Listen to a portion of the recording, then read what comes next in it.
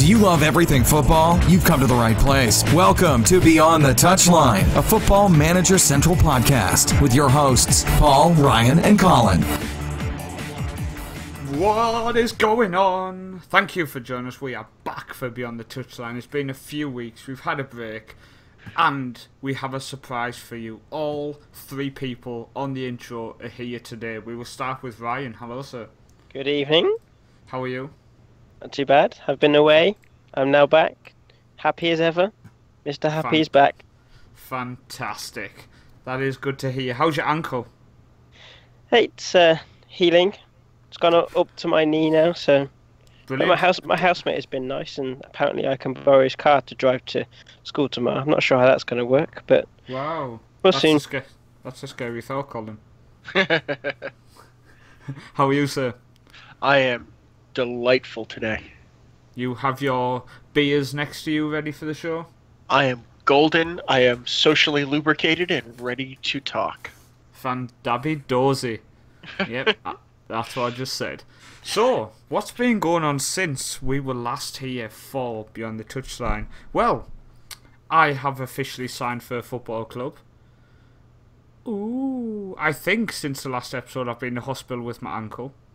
I'm pretty sure that happened after the last episode. So I started training for Biekrheim, and I decided what I would do is fall over and hurt my ankle, so I went to hospital with a potential break, but got there to find out it was just a giant lump of strain.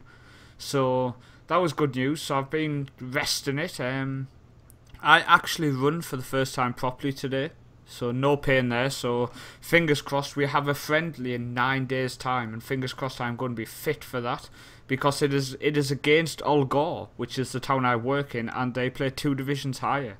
So that will be awesome to totally mince a couple of their players. Obviously, being a friendly, we won't be doing that. Yeah, right. I am trying my hardest to get somebody from work to actually come down and record the game, just for us to kind of blog on FM Central's YouTube channel. So hopefully we can get that, because I plan on destroying some of their players. I don't want to have to sit there and write a blog post that says, ref blows whistle to start game. 3 minutes in, Paul injures ankle, hobbles weakly to sideline. If we're gonna write about this, we're gonna want to put in at least the first half. Well, I mean, I was talking about this to somebody, and I said, they said, what type of player are you? And I like to dictate the play. Yeah, well, I like to dictate the play, and I like to get on the ball and pass it. But I also have a very English method of, I'm dreadful at defending, and I just don't do it. So my rule is, if the ball goes past me, the person will not. So I'm really excited to see how that comes across in the Norwegian league. And I believe they refer to you as a bully. Well, my manager's already brought it up that during training, when we've been playing, just obviously like the warm-ups and stuff and just a little kickabout, I've already been slightly more aggressive than others and totally destroying people on my own team. So for everyone listening, just in case, that's Paul's code word for he's being a real ass in practice. Well, basically.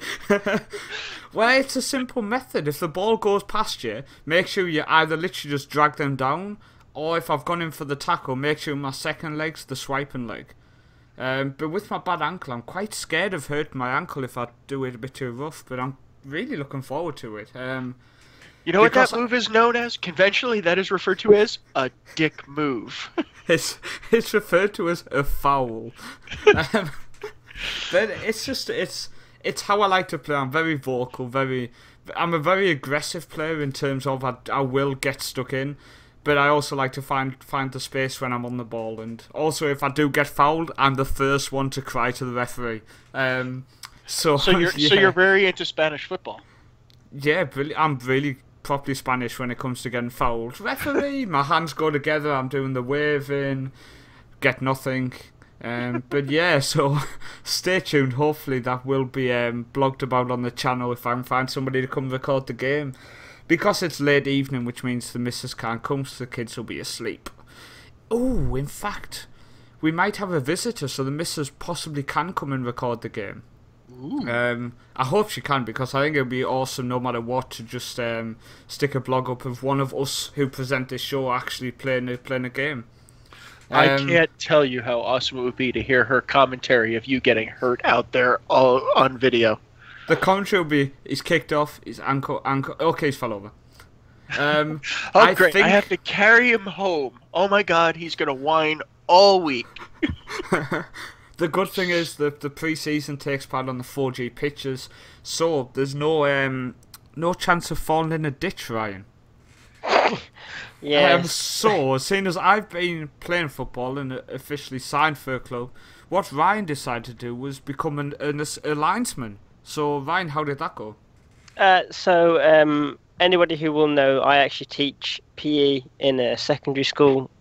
And usually I go to most of the games. Game that I recently went to was away in Solihull. We went to this field. It was a very odd field, very slanted, very hilly. A school field. No checks beforehand. We just turned up. We must kick off. It's going to get dark. He said, "Oh, can you run the line?" I was like, "Yeah, no problem." "Is it all safe?" He's like, "Yeah, that's fine." Halfway through the game, I'm running up the line and I fall into a hole. Or not me fall into a hole. That'd be even more funny. My ankle decides to get caught in the hole, and I twist it, turning around, and ask the referee, "Well, what is this hole?" He's like, "Oh, what is this hole? What is this?" I think that was literally my, "Oh, what is this hole doing here?" And he said, "Oh yeah, we teach shot put on this football field." My reaction was, "Excuse me? Excuse me? You teach shot put on the football pitch?" Seems like common sense.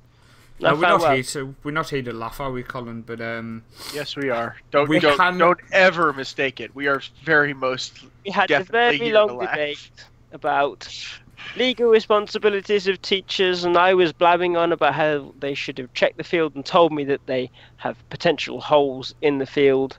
After the game, I went around checking various areas.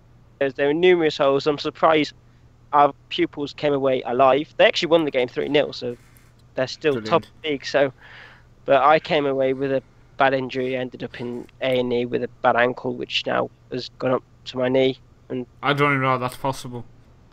Because is your ankle in your knee? No. Did they cut your leg off? If you know human biology, it's your tendon runs all the way up your leg. Oh, it's the one running up the side? Yeah. Okay. So you know the bone which runs either side? It's like a really thin bone, isn't it, that runs up? Mm. That's what the first thought was that I'd snapped, but obviously it turns out it wasn't. So you know how I avoid all of that god-awful injury? I don't get off the couch. That's damn Skippy. There we go. See, Jesus, dude, why in God's name would I want to go out there and get hurt? A half-drunk Colin on the show is awesome. Colin's like, "Why are you running? Why are you going outside? Just sit on your couch." Yeah, Jesus, God, you can watch all the football you need. Live vicariously through somebody else's stupidity and injury. So, as Ryan said there, he obviously started speaking to them about legal issues. You think he's joking? He's really not. Ryan got very angry in our group chat we have about how he's going to speak to them because of legal responsibility of falling in a hole. To be fair, we didn't help the cause any either. No, we just basically barraged him with abuse. I mean, technically, I should be suing the person who put the cross in for me when I hurt my ankle because I jumped. And if he put it in properly, I wouldn't have had to jump. So, fact. The fact is, as well, guys, I was completely open. All he had to do was knock it along the ground. I don't even know why he floated one in anyway. Idiot. But moving on, what we're going to do is, I'm thinking, guys, we're 10 minutes in. I'm thinking we talk about some football that people actually give a shit about. What do you think, Colin? If push comes to shove, why not? Why not? I think they care about us getting hurt. Well, something for them to laugh at. To be fair, I find it hilarious. Well, I think the question is, Colin, did you go to the Red Bulls game last night? Because I know you've not been well. No, unfortunately, we did not go to the game. Both the temperature outside for the game, and unfortunately, I was feeling righteously ill yesterday, so we decided to watch it on TV. Turns out Right. it was a pretty amazing game overall. Colin won't even go and watch TV if it's cold outside, let alone play football. Sorry. Well, I went and watched. It was like 0C here. Like, I'm not going to sit for 2 hours feeling like shit at a game in 0. Like, I have standards, and that is well below them. I have standards. I will not leave my house, man. I will support my team from the warmth of my couch when it's 0 out. I don't know what accent I tried, by the way. That's my Colin accent. I will not leave the couch. I sound a bit like Arnold Schwarzenegger. Yeah, which doesn't sound anything like New Jersey. No. You're going to want to study The Sopranos. Okay, I'll check it out. But tell you, let's go for it. Let's go for football people care about. European Super League, Colin. Yes or no? Go and say it. Don't give a shit. I don't know. I'm kind of upset at how whiny you guys are about how to be like extra awesome. You know, What, us as in Europeans, or? yes, I'm just going to generalize to your entire group as if you're one giant group of people today. You got everything. You're the kings of the footballing world, and you're out there trying to figure out how to be better. Not cool, man. Not cool. Always improve and all that. I mean, you guys let Canada into your league to try to make it better. Yeah, but no way in Not hell cool, that makes man. anything better. We brought him in because it makes us look awesome. Poor Toronto. Come on, man, we're the best. That was my Canadian accent. Eh? So, European Super League. My first thoughts on this were just plain simple no. But then, I don't know, I had to kind of sit down and have a look about it and look at the distance of some of the games. I mean, it's not viable for fans at all, for away fans. So you're going to end up just having home team orientated games where there's no away fans at the games for quite a lot. I mean, if you got an English team travelling over to the opposite side of Russia, to Ukraine, to any of them over on the eastern side of Europe, you're going to be struggling. But then I kind of sat down and I thought, you know what? I think in 10 years' time, what's stopping them sticking a super train basically from France all the way across Europe? In 10 years' time, it could be viable. It could be viable to have some sort of a boat connection, as super planes which take like an hour. Do you know what I mean? That type of technology in 10 years could be possible. I mean, hell, we could discover the Stargate. Screw all this getting on a plane, just walk through the wormhole. So I'm going to tell you that I feel zero sympathy for you guys over there whining about travel distances. Do you have any idea Tom. how the hell long it takes to get across this I'll stupid stop country? complaining. All you guys do is turn up, have a barbecue, and watch the game. Stop complaining. You Americans don't work anyway. Well, apart We're from the you, Colin. hardest working crowd out there. What a load of crap. I watch you all on that park and show in Detroit, where they go in Philadelphia, where they go around and give parking tickets. People are because always no one on the street doing nothing. That's because no one understands the parking rules in Philadelphia. That's clear. Great show, by the way. It's not football orientated, but great show. Check it out. That's And why also no one that, drives that stupid city. That extreme pawn shop in Detroit, you almost think it's fake because it's so ridiculous. But I definitely hope it's not. But moving back to the football, Ryan, you hopping on a train to watch your beloved Man United play against Dnipro? Nope. Cheapskate. I mean, a European Super League, I mean, what's it going to do? I mean, you could almost say what they're going to do is they're going to have a league system, and if you finish in the top 4 in your league, you go into a qualification chance to get a place in the European Super League or something. I don't know. Is it only going to be the top 20 teams? Are they going to drop out and form their own Super League away from UEFA, away from FIFA, away from everybody? I genuinely have no idea.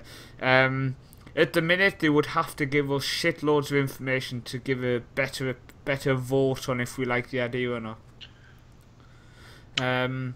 But I guess the question Colin. at the end of the day is something like that really I guess, is it a beef with UEFA, or is the Champions League need a tiny little bit of tweaking to make it that much better? I mean, the clubs that are getting into the Champions League are making a flippin' fortune to begin with. Do they really need a better non-UEFA, sort of outside FIFA sanctioned thing to make oodles more money? I don't know. I think the whole thing sort of smacks of some level of odd greed at this stage of the game. Well, I mean, Ryan, one thing I would put to you then is the Champions League. It comes, obviously, it's in a group format, and then goes to the knockout rounds. How about making that just one giant league, and in midweek you're playing a European competition, and during the weekend you play in your league competition? That's a possibility, but then you're just changing one competition. I think FIFA are looking for just a general league away from teams' normal leagues, so there's more competition for the top teams. I mean, look at the Spanish league at the moment. They're not Spanish. Look at the French league. Look at PSG. They've already won their league. Their league is absolutely atrocious. It's March. They've already won it. They've got no competition apart from being in the Champions League. For them, a competition is going into a sort of European league. But look at the Premier League now. Exciting. Leicester in a chance of winning. Are you going to pull the teams away from that? I mean, would you say Leicester are one of the top 20 teams in the world? No. Well, Would they deserve to be in a European league? No. Yes. Given how they played this year, absolutely. Do you know what, Ryan? You remind me of? You remind me of one of them head in a cloud Man United fans who say you're Man United, so you should be in the top league. No, I've not said that. You've just said, do Leicester deserve to be in a top league competition, top 20? Yes, because they're on course to win the Premier League, which means next year they should be in the top bracket of European clubs. They won't be. They have won. They have won the opportunity to compete against Barcelona, Bayern Munich, Real Madrid, etc. In the Champions League. Yes. Not in the European League, which could stay the same. But why should these top clubs be exempt from dropping out of this top league, this new Super League? If they're going to create something like that and break away, then these clubs should be banned from all other competitions. Look, if you want to go and play in a Super League, you're not going anything else. It's why it's not viable. Yeah, it's how do you assess who is allowed to go in the European Super League? How many teams are you going to have that can go out and be on their own for all of footballing eternity, no change whatsoever? I can't remember the names. Suddenly, teams that are nowhere, like Leicester, Premier League now, becomes and wins the league, and they can't get in that league now. I can't remember the name of it. I can't remember the name of it, but there's that group, isn't there, of a certain top group of top clubs who they have their own committee almost. Mm-hmm. And I think it's them who are forcing this through. They're basically saying, well, we're super clubs, we should have our own stuff and that. It's frustrating because I know I listen to loads of podcasts now during the week when I'm travelling to work, etc. I can't remember which one it was on, but they were talking about how clubs like Leicester and West Ham should not be allowed in the Champions League. And I was like, why? They said, well, people want to see the best in there. Well, I'm sorry, but if Leicester finish above Chelsea, then this year, over a 38-game period, Chelsea have been worse than Leicester. So Leicester have now won the chance to play in that competition. I think it's so disrespectful to other teams when the big clubs think they have a right to be in these competitions. And I think it'll be fascinating if you end up with the top four of Leicester, Tottenham, West Ham and Southampton. Something like that, which could happen. If you look at the league table, that could very easily happen. And I just think it's getting to the point now where it's silly. You have clubs like Man City, for example. You can guarantee their owners think they have a right to be in the top competition. Barcelona, Real Madrid, they all think they've got a right to be in there. No club has a right to be in the top league, top cup, top anything. You've got to earn the right, and if you're shit throughout the season, then you should be dropped for the next year. And there should be no passes for big clubs, which I've heard being talked about. For example, it's ridiculous, Colin. No, I'm with you all the way. I think, the thing about the Champions League is you earn your place in it, and that's what it's supposed to be. And if just because you've had a few good seasons or some great yesteryear, there's no reason you should earn. You should be gifted anything. You earn it like everybody the hell else out there. So you know what I say? Man U. If Man U wants to get good and get back into the Champions League, they ought to get their act together. Play for it. Get their crap together and get in there. I'm told.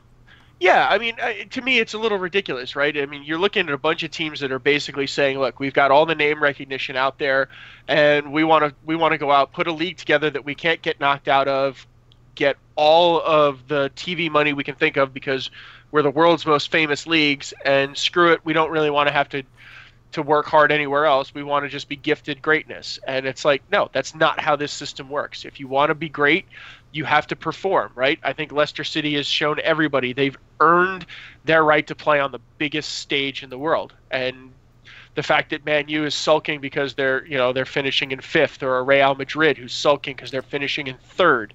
You know what? Get over it. Grow up. You want to be the best? Act like it. Compete.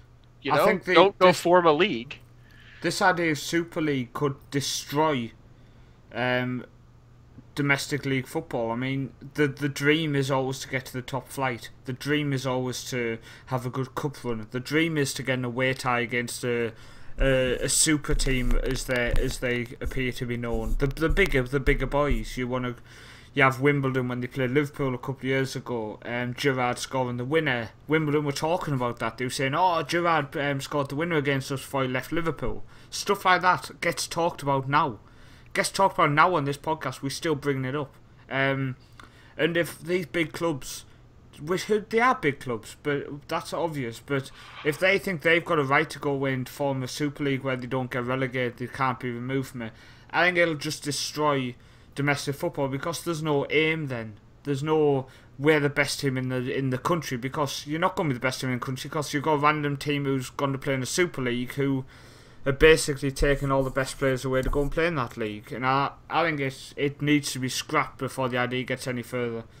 But talking about the current big boys who obviously take part in the UEFA Champions League, we are now to the quarter-final stage, which clearly has been rigged.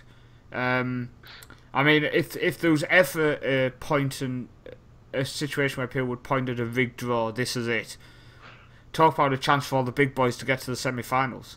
So you got Wolfsburg are playing Real Madrid, Bayern Munich are playing Benfica, Barcelona are playing Atletico, and Paris are playing Man City. Now I think Atletico could knock Barcelona out on the day, and Man City technically could knock Paris Saint-Germain out, but we know they're not going to. They've got the players for it, but let's be honest, they're not going to turn up. So you're looking at a PSG, Barcelona, Bayern, Real Madrid semi-final. Rigged. I don't know what you guys think of that draw. It's there's no. You would have hoped for the Real Madrid Bayern or the Bayern Barcelona. I know people say, "Oh no, I want that in the final." Screw that! I want that early. Get them all in. You want a super tie every single round, and PSG versus Man City is not a super tie. I don't know what you think. No, go on, Colin. No, I'm with you on that one. I think, I don't know. At the end of the day, the draw feels. So I would say the Barca Athletic game is probably the game of the round. Definitely. To me. But the rest of it is pretty weak. You would expect a Real Madrid to be able to post a B team and roll Wolfsburg without a whole lot of effort. You expect Bayern to roll without a whole lot of effort. It's disappointing. I agree with you. At this stage of the Champions League, quarterfinals, you expect the quarterfinals to be just brutal, beautiful battles and the highest display of the game out there, bar none.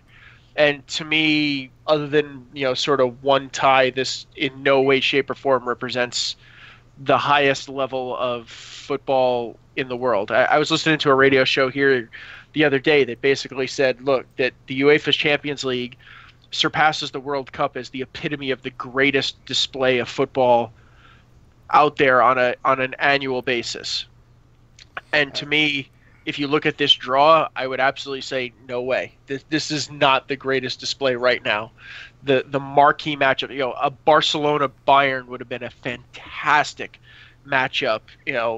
A Real Bayern, an El Clasico quarterfinal, a Madrid derby quarterfinal. Some of those would have been absolutely bar none top-notch clashes. This to me is just mediocre in a lot of ways. But then I guess the question is, are we now complaining about something we've just asked for, which is the lesser teams getting a chance, getting far almost in the competition now? I mean, the dream would be Wolfsburg knock out Madrid, Benfica knock out Bayern, Atletico knock out Barca, and Man City knock out PSG, because then it would be a complete shock. A shock season. You've got Leicester going on to win the Premier League. You've got Atletico or Benfica or Wolfsburg or Man City going on to win the Champions League. You have Shakhtar winning the Europa League, for example. Now that one isn't terribly far-fetched. No, as I said, I was thinking, hang on, that could actually happen. No, but I guess on some level, yes, what we're asking for is more parity in Europe. But I think on the flip side, we know that it's not there yet. So it's still, the Benficas and the Wolfsburg, while they are improving and making strides, just aren't there yet. Okay, so Benfica's having a dynamite season, and they are playing fantastically well. But they're still, to me, they're the most threatening of that B-level crowd. I mean, Wolfsburg is having a pretty awful go of it in the Bundesliga this year, and I can't really say that on any planet I expect to see them put up any kind of a fight against a Madrid, even though Real is having what by definition is a real off season for them. It just doesn't, you just don't see it. I think you could say Real could show up in Wolfsburg, fall asleep for 90 minutes, come back to the Bernabeu and just get the job done in one game. So I think to me it's a parity issue in Europe, and I think it's existed all over the place, that the clubs, there is an elite and fine, there is an upper echelon, and we all want to watch them clash because those games are unreal and fantastic. But it isn't trickling down to elevate the whole game amongst all the leagues of Europe. And I think that's what makes the Champions League, the prospect of the Champions League so special, is they all elevate to that A game. Now, I could be wrong, and it could end up being fantastic, but I don't know. I think, Ryan, to end this discussion about all this stuff is, are we being them classic football fans, wanting everything, getting nothing? Yeah, I think exactly the same. I was thinking along the same lines of what you were saying. We were just complaining that we want underdogs to come through. And this is sort of what's happening, but I think we can predict what's going to happen. I mean, I saw something interesting earlier about potential Bayern Munich-Man City final. If Man City is struggling and they may not get Champions League, Pep Guardiola's at Bayern Munich, if they're in the final, what is going to happen? That'd be an interesting final if Manchester City is struggling and may not get Champions League. But yeah, I reckon we're going to see all these top teams go through. A final could be, I don't know, let's see what you two think, but I reckon we're looking at Real Madrid getting there, and probably Bayern Munich again. I don't know how it falls as the draw for the semis being drawn, as in who can get who. I don't know. I'm not sure. We could see Real Madrid Bayern. We could see Real Madrid Barcelona, which would be another La Liga flop in the ocean. As long as Barcelona don't win it, I'm not fussed. I'm just sick of seeing them freaking images of Messi's 26 titles against Arsenal's 26 and all that random stuff. Right, we'll move on. We'll go on to the BPL, the Barclays Premier League. Is it still called that? Is it next year? It's just the Premier League. Yeah, it's the Barclays Premier League this year. Barclays drops next year. You all know what I mean. Well, I'll run through the games first. You got Everton 0, Arsenal 2, Chelsea 2, West Ham 2, Crystal Palace 0, Leicester 1, Watford 1, Stoke 2, West Brom 0, Norwich 1, Swansea 1, Villa 0. I think the first game I want to pick out is the Crystal Palace-Leicester game.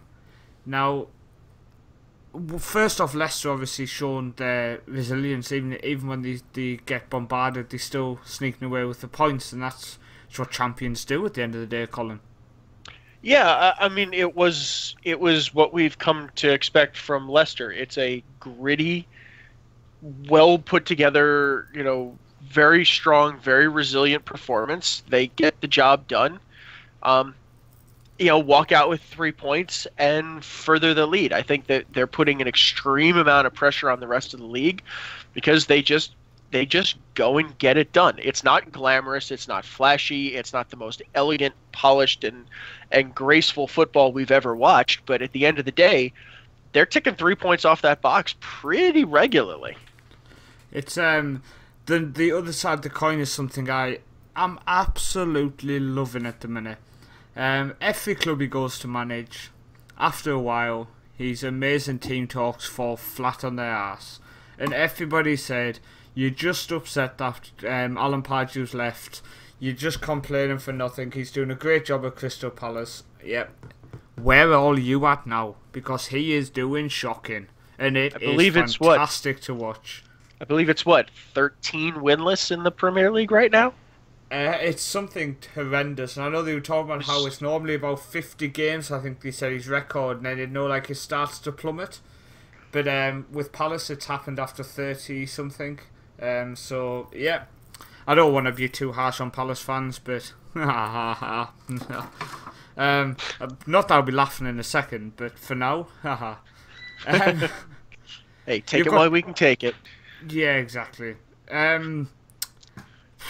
Arsenal picked up a victory. I was expecting them to crumble, to be honest. I was expecting Everton to step up at home, but once again, Ryan, Everton are just really struggling in front of home fans.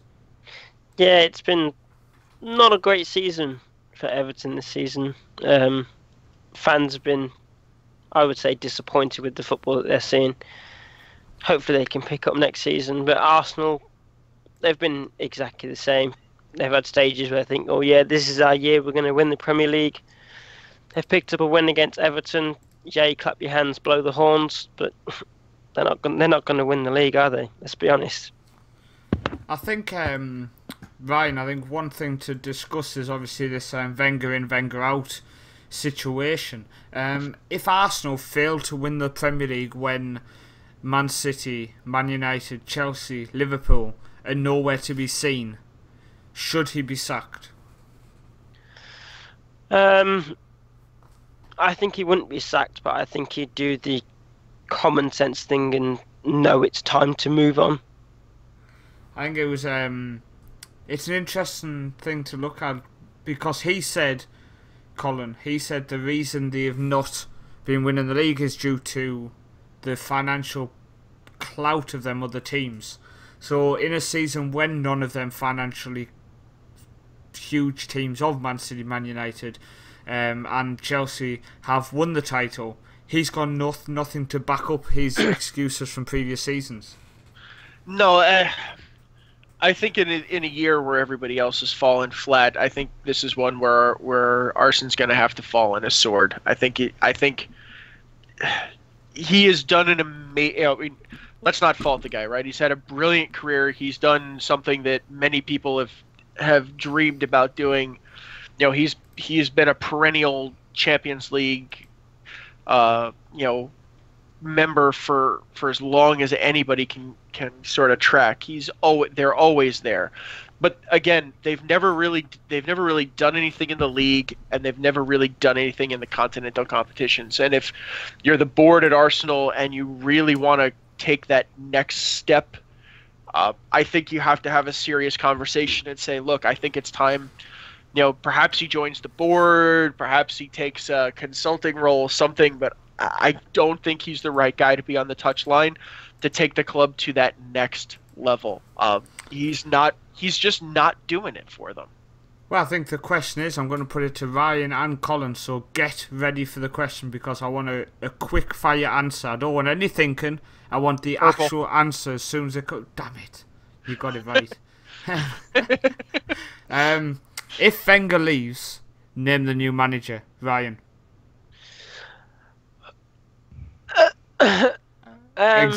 No, that's exactly what I was thinking. Colin? Thomas Tuchel.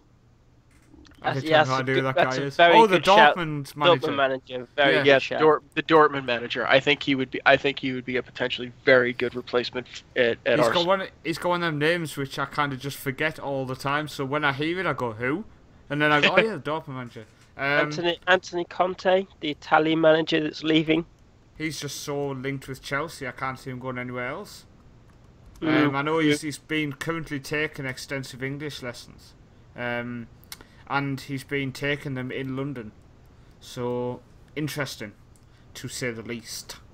But we'll go on to Sunday's Premier League fixtures now, shall we? Happened today. It's still Sunday, so we've not had time to sleep on it.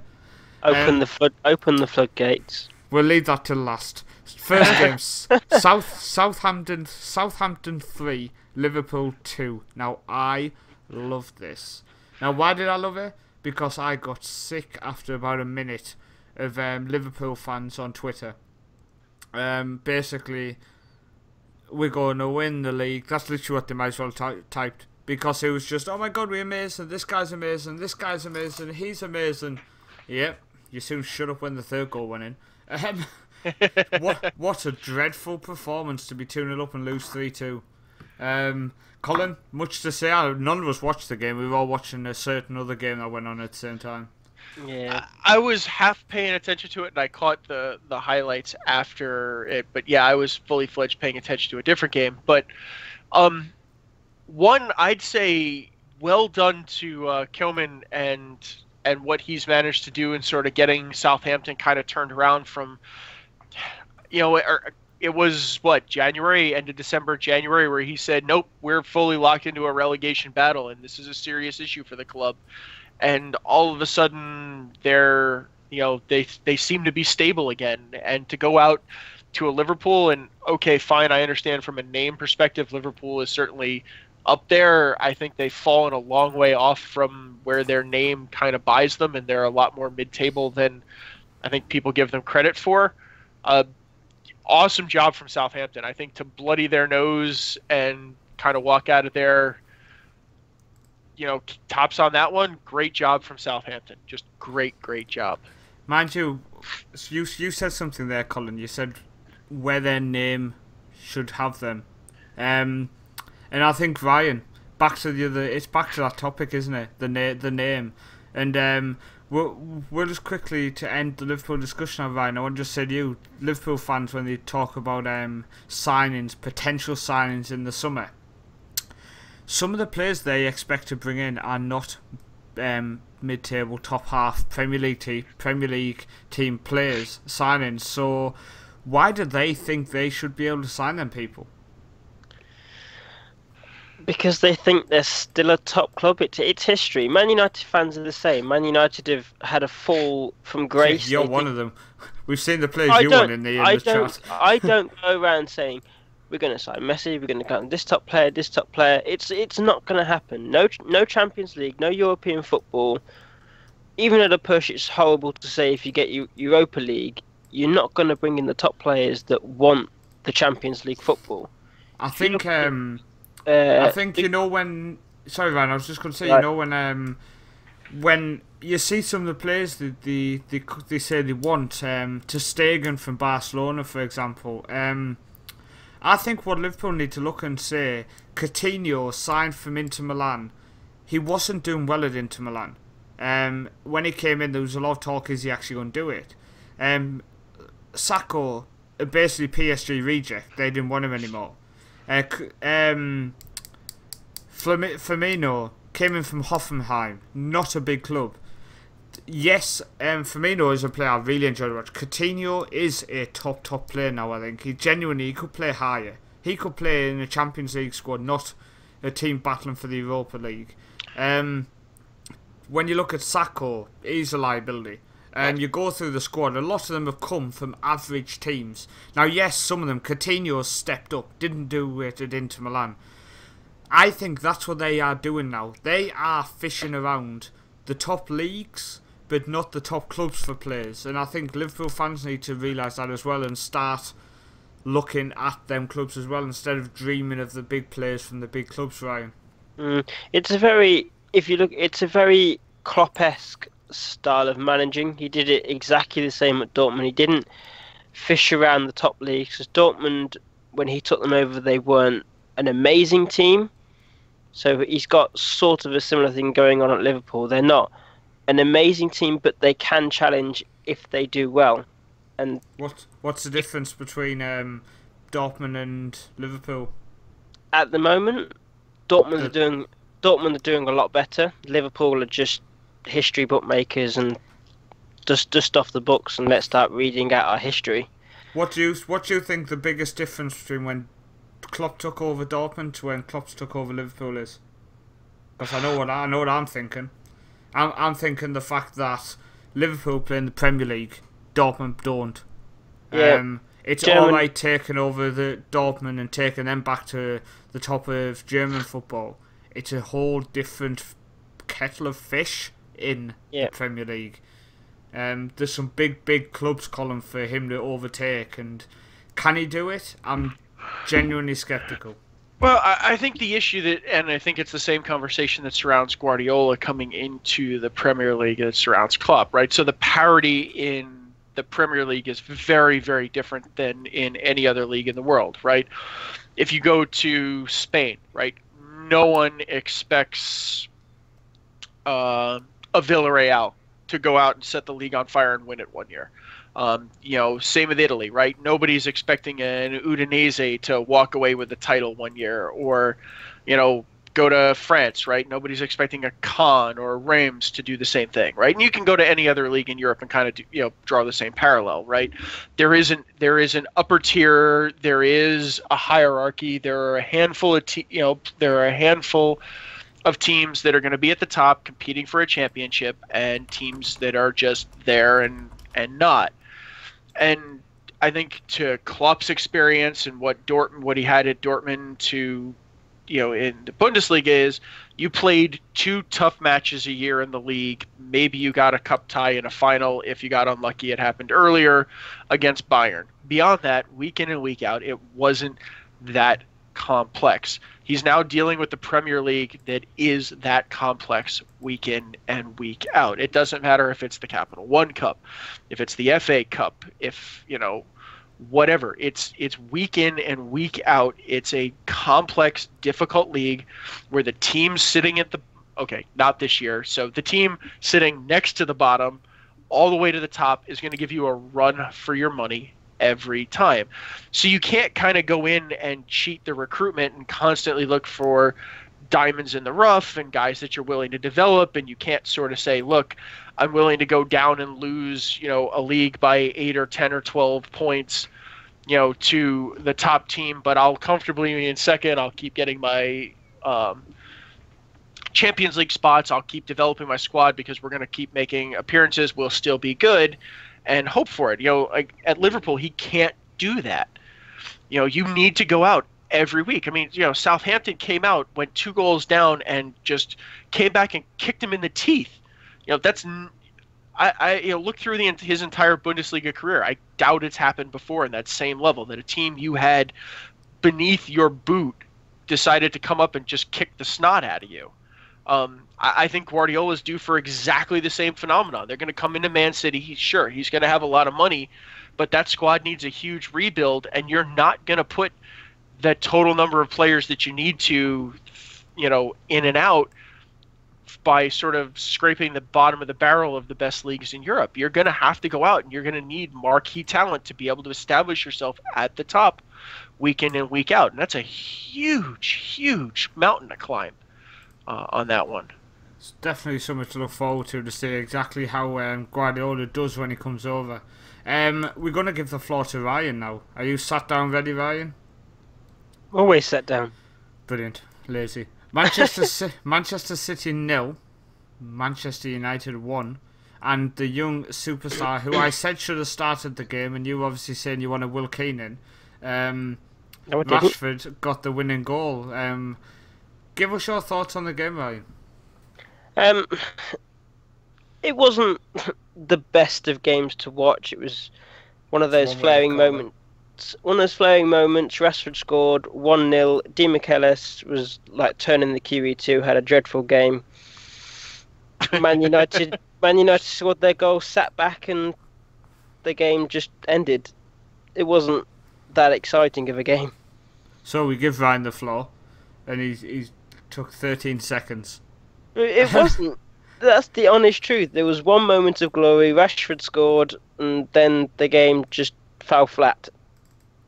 What your thoughts in general on the actual performance by the likes of Blind, who I thought had a very solid game. The likes of Smalling, he should have been sent off, no question about it.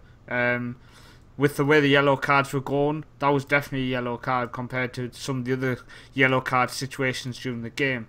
But Rashford, I genuinely think the way he left Di Michelis, I thought was really, really nice to see. And he's one of them players I've reserved so much judgment. In terms of anyone can come in and score one or two and then they'll disappear. Makeda comes to mind. But he's 8 games into his career now and he looks fairly decent, Ryan. I was obviously saying to you, why is Will Keane not in? Why is he not getting a chance? And you obviously know a lot more about general form in terms of the players and stuff. Then I also said, well, Martial up top and Depay on the wing. Why is that not happening, Ryan? Is Depay still so overlooked in terms of him not trusting him? Yeah, I think Depay's not had a good start to the season, so I think Van Gaal, and fair play to him, he stuck to the youth. As much criticism as Jamie Carragher gave the decision before the game had even kicked off, and in his words, and I don't know why, because Michael Owen was playing at the same age as Rashford, he said 18-year-olds should not be playing 7-8 games in a row. If we all go back to Michael Owen, he was playing at 17, 18 years old, week in, week out, scoring goals for fun. Wayne Rooney, 16 years old, was playing. I've got to jump in though and say, you said fair play to Van Gaal for sticking by the youth. I would disagree with that. It's the injuries, yes. And yeah, I did say that in a Facebook post on our Football Central group. Little plug there. We like to put them in. Facebook.com/groups/Football Central.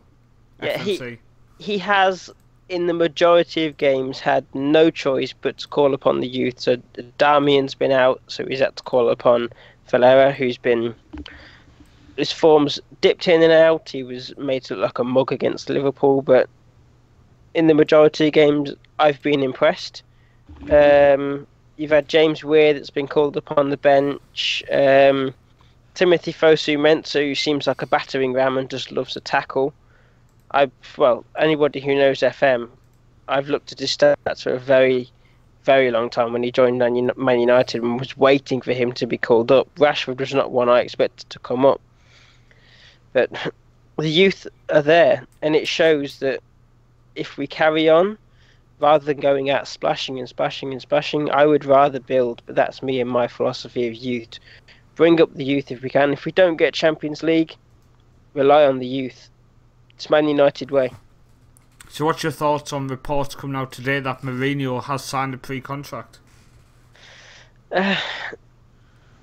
This is...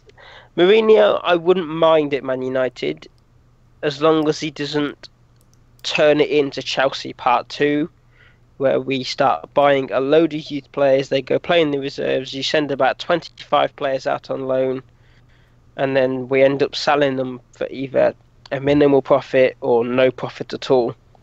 That's not Man United. You've also said in the past Mourinho's not a long-term manager. He'll come in, he may turn Man United into a force again, make them win the Premier League, FA Cup, a few more titles, and then he'll be off again to find another journey. I think Man United need a long-term manager. Who that man is, I don't know. Ryan Giggs, somebody else, Ole Gunnar Solskjaer maybe, if they want to bring back Man United legends. Paul Scholes, I think he's thrown his name into the hat. But Mourinho, yes, it would be exciting, but he's not long-term.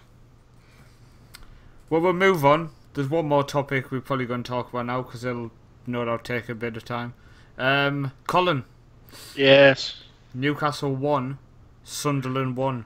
Rafa Benitez first off, joining the club as manager since the last show. Steve McLaren axed. Thoughts on that? Well, good move. I mean, in terms of axing McLaren needed to go. I don't know what the hell he was doing there, but the whole new age, let's all hold hands and hug and feel great about ourselves so we can go out and be confident and happy together. Look, this isn't a sewing circle or, you know, a knitting bitch. You're in charge of an organization. Grow up. Bitch. But it is, right? Put your big boy pants on. You've got a bunch of people who are going to go out and do a job. They're not there to sit down and tell you how they feel and how much better they should feel. Put your goddamn pants on, go out there, act like men, and play the game.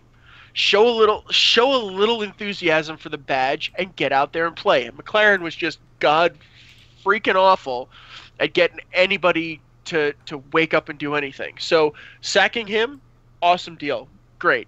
Get him out. Let's pretend that era of the squad has never happened. Benitez, he's a high caliber coach, but you're talking 10 games that you bring him in with. It's a little bit of it's kind of a tough ask. You're looking for a bit more miracle than anything else. So do I think that this is going to happen? I want to say yes, but I think, you know, and I've been on record in a lot of places talking that, to me, I think the most beneficial thing that could happen to the club is it gets relegated. Forces us to clear house and forces us to kind of take a serious look at ourselves. I think that that's by far the best thing that could happen. So, you know, fair play for Benitez to come in, to try and do his best he can. You know, hopefully make a go of it. I doubt we're going to pull the Great Escape, but you know what? Fine, get in there. First home game, a Tyne-Wear derby, that's a tough one to show up and play. To be fair, I think it was a dreadful first half. Just a dreadful first half. Happier than hell that he put Colaccini in the stands, forget on the bench. I don't care if he was injured or not. He should be in the parking lot at best. So that was nice to see. I thought the intent was good in the lineup. But there were scary parts in it. I think that there are clearly puzzle pieces that didn't fit right, and by doing it created all sorts of holes and gaps and weaknesses in the lineup. You know, Wijnaldum sitting in midfield with Shelvey, where, you know, you're putting the most offensive guy on the Newcastle side. You've got him sitting in the midfield in what you probably need more as a holding role for him, and you're saying, you know what, go ahead, leave the gap, get forward, because, you know, like, the back four are only, you know, so weak. So to me, it was dangerous. We all know Shelvey likes to push. You know, he likes to get up there. So, you know, you leave a back four that are only described as god-awful and notorious in the Premier League this year, and now you're going to hang them out to dry with no real cover. You know, not so sure on that one. Defoe's goal just was exemplified Newcastle this year. It was terrible clearance, terrible coverage, terrible everything, and there he was, and he battered it into the back of the net, as he seems apt to do over and over and over again on that one. Mitrovic getting one back at the end, I don't know, it feels more generous than deserved. It was a better second half. The team seemed to come alive, but I don't know, not enough for me. I think, yeah, the Benitez appointment, I know there's a lot of excitement about having a former Champions League winning manager in charge. But then I sit down and I look at Liverpool, at Napoli, Real Madrid, Inter Milan. Every single one of them, he lost the dressing room. And it worries me because we're in a relegation fight. We are battling to survive in the biggest league in the world. And we have a manager who's come in who, from all accounts, has no man management skills. So it's slightly worrying that we're putting all of our eggs in the basket of somebody who can't motivate anybody. I mean, if reports are correct, within hours of being on the training pitch with Cristiano Ronaldo, he said, "I don't understand why you're using the outside of your foot more. I want you to use the inside of your other foot." Now, I don't know why, but to go onto the pitch and to be so clueless in terms of man management that you are going to insult the best player in the world and tell him, "I don't like how you're playing." I think you still got to be better than McLaren. Well, let's be honest though, if we're really going to be judging him compared to McLaren, then we can pretty much hire anybody. I mean, if it's going to be, he's better than McLaren, so get him in. How far down we're going to go? Yeah, we'd have hired the former Akron and Stanley manager or something. So I'm really unsure, and I know a lot of Newcastle fans are just dancing around excited that he's coming, but I think we need to look at the bigger picture here. That he loses the dressing rooms wherever he goes. So it's a worry. It's a worry. Now people can learn from mistakes, so hopefully he's going to learn from mistakes and do well. He is a very, very good tactical manager. So as long as short term he can keep the dressing room intact, and as long as there's nobody in the dressing room who thinks they are bigger than him, then we might be alright, because bear in mind he's lost the dressing room at big clubs. And our players are not big players, so hopefully he is bigger than them in terms of they cower for the next 10 games and basically do as he says. That's the hope, and not the hope that they turn around and go, "Well, who's this guy think he is?" And then before you know it, they're not playing for him as well. In terms of today's performance, the first half was embarrassing. If you walk out in front of 52,000 at St James's Park and you can't get yourself up for a game, you might as well pack your bags and just leave, because it was just embarrassing. I mean, you go through the team, and the local boy, Jack Colback, we really should send him back. He was dreadful. Honestly, I don't want to hear this. He was playing out of position. He's left-footed. He was playing as left-back. It's not that hard to control a ball and pass it. It's not that hard to stay tight to somebody. It's not that hard to stay in position. I know he's normally a central midfielder, but does that mean you automatically run to the centre of the pitch all the time? No. It means you have to use your brain more and think about where you're going to position yourself. It appears he can't do that.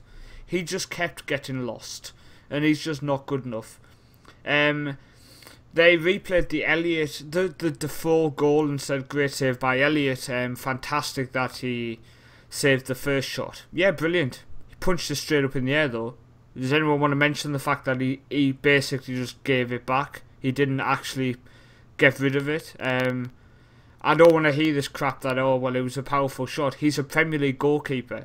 The reactions are the best in the world. That's why they play the Premier League.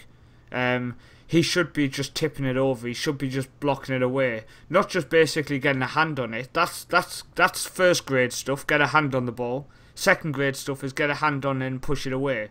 Don't waste our fucking time sitting in goal anymore. That guy's a clown. Janmat at one point just he controlled the ball incorrectly, and as the camera's on him, he just starts laughing as he's walking away, as all the crowd is completely disgusted at the fact that all he had to... It actually had come off a Sunderland player, so he could just let it go for a corner. But instead he controls it, goes out. And instead of like, "Oh shit," he just runs away laughing. I did not realise us being in a relegation battle was funny, because I'm certainly not laughing when I'm watching them play. Shelvey, he's a good player, but he can't play as the holding player. He needs somebody next to him. Sissoko had a couple of good runs a couple of years ago, so they still seem to think he can play on the wing. I have no idea how long this is going to go on for, but if we can see he's not good enough to play on the wing, then I'm genuinely confused how professionally paid managers can't see it. And they say, oh, well, he took somebody on. Freaking hope so, he's playing on the wing. Let's give him a clap, he took somebody on once. He's a winger for a Premier League team, and he took somebody on once. And we're supposed to be impressed. We're supposed to be impressed as somebody who's paid ridiculous money to play on the wing, which he shouldn't be on the wing, but he's playing on the wing. And it's like, oh, he took somebody on. It's his job. It's like me turning up to work going, oh my god, he put that on the shelf. But I should hope so. It's my job. Townsend looked decent. He had a couple of runs where he cuts inside, but we all know Townsend defensively is just inept. So it's pointless discussing his defensive issues. Perez didn't turn up, unfortunately. Mitrovic got the goal. He was pretty useless apart from that. The passion he showed at the end to come on was fantastic. To stay on was fantastic, but obviously the doctor said he couldn't stay on. But it's fantastic he showed that passion at the end. Maybe next time show it in the first half and actually score a goal for us. Then when you have Anita coming on a right back, you have De Jong coming on somewhere. I don't think he knows where he's playing, let alone us. You have Cisse coming on. Oh my days, how that guy's still at the club. I mean, you turn up to a match, Colin. You stood on the touchline and you, oh shit, I left my wedding ring on. He stood on the touchline trying to take his ring off, and I was just sat on the couch, and all I'm thinking is, how the fuck did you forget you had your ring on? Who turns up to... I don't turn up to work. Oh shit, I'm still wearing my football top. Or you turn up, I just don't get it. It should be one of the first things, right? Are you dressed? Yep. Have you put your jewellery in your jewellery box, in the safe or wherever? Yep. Nope, I'll just take it off and give it to the fourth official. Hopefully he gives me it back after the match. If not, I'll see it on the internet, eBay. It's like, I don't understand what's going on. It's genuinely, at the minute, is just so frustrating supporting Newcastle, and I don't know when it's going to end, Colin. Well, like I said, I think my great hope for it is to me, survival this year is the worst thing that could happen to the club. I really feel that deep down, having to go down to the championship and taking a good, cold, hard look and saying, you know, what the hell do we do? And really staring in the mirror and go, what is it to be what is it to be Newcastle United? Needs to happen. And to me, splashing some cash and, getting a high profile coach and then bailing out of this mess to come back next season and go, well, you know what the hell, we'll do the same shit as we did every other year. We'll just bail out of it again and, because it's not all that hard, and we'll collect our big checks. It's just a dishonest way to exist, to me. So I think, hopefully they get dumped. They go down to the championship. They have to take that cold, hard look, and you know what? Maybe we'll finally win a freaking trophy. Well, yeah, that's one way to look at it, but you've got to then fear the fact that the likes of Taylor, the likes of Lascelles, the likes of Mbia, Colaccini will get another year because they'll say, oh, well, he can do it in the championship. And then you've got the fear that the likes of Wijnaldum, who actually could turn good, top goal scorer this year with 9, the likes of Perez, the likes of Mitrovic, the likes of Townsend, the people who could actually do something next season for us will all end up walking away, and the people who we actually want to leave are going to end up staying, and that's the fear. But that's the end of the show tonight. So before we just go on a crying session of Newcastle talk and Ryan would have fallen asleep, I wanted to thank people who've listened tonight. If you're listening on SoundCloud or iTunes, please drop a like, drop a comment, drop a star rating. It's all appreciated. If you're listening on YouTube, drop a like, drop a comment, join in the discussion. Are we right, are we wrong? And from Ryan, goodbye, sir. Goodbye. Yep, brilliant. From Colin, thank you, sir. Goodbye. Good night. And for myself, I'll play us out with some outro music thing. stuff coming soon. Maybe. Thanks for listening to this episode of Beyond the Touchline, a Football Manager Central podcast with your hosts, Paul, Ryan, and Colin. We'll catch you next time.